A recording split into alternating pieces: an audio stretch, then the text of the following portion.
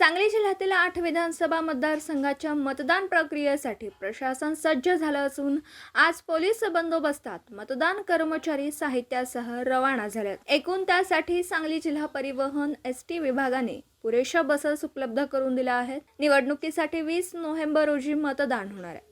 त्यानिमित्त मंगळवारी तरुण भारत व्यायाम मंडळ येथून चोख पोलीस बंदोबस्तात मतदान पेट्या मतदान केंद्राकडे एसटीने रवाना करण्यात आल्या अशी माहिती सांगली निवडणूक निर्णय अधिकारी डॉक्टर स्नेहल कणिचे यांनी दिली। दरम्यान निवडणूक कर्मचाऱ्यांचे मतदान यावेळी तरुण भारत स्टेडियमवरील एका बूथमध्ये आज पार पडलं। या कर्मचाऱ्यांचे मतदान चुकू नये याची खबरदारी सांगली जिल्हा प्रशासनाने घेतली आहे। सर्व मतदान प्रक्रिया ही सीसीटीव्ही कॅमेऱ्याच्या निगराणीखाली होणार आहे।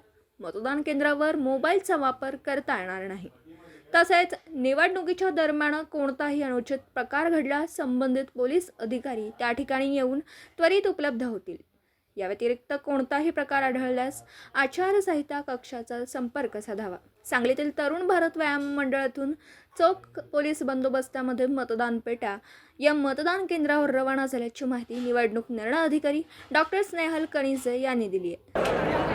नमस्कार, निवडणूक निर्णय अधिकारी 282 सांगली डॉक्टर स्नेहल कणिचे बोलत आहे।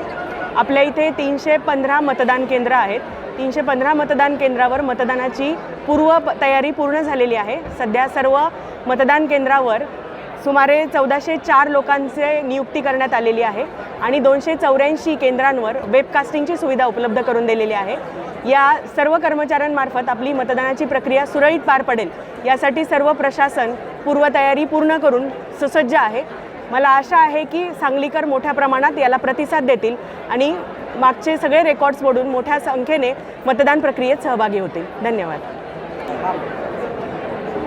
284 केंद्रावर वेबकास्टिंगचे कॅमेरे लावल्यामुळं मतदान केंद्रातील तसंच मतदान केंद्राच्या बाहेरील दोन्ही प्रकारच्या अनुसूचित प्रकारांना आळा घालण्यासाठी या वेबकास्टिंगच्या कॅमेऱ्यांची मदत होणार आहे। मी आपल्या सांगली जिल्ह्यातील तसंच सांगली शहरमधील जिथे सांगली महानगरपालिका क्षेत्रातील सर्व मतदारांना, नवमतदारांना, ज्येष्ठांना, सर्व स्त्रियांना आवाहन करेल की बहुसंख्याने आपण मतदान केंद्रात येऊन स्वतःचं मतदानाचं कर्तव्य बजावावं आणि मोठ्या प्रमाणात मतदानाची टक्केवारी वाढवण्यास मदत व्हावी। थँक्यू। हां बोला। 282 मतदारसंघ सांगली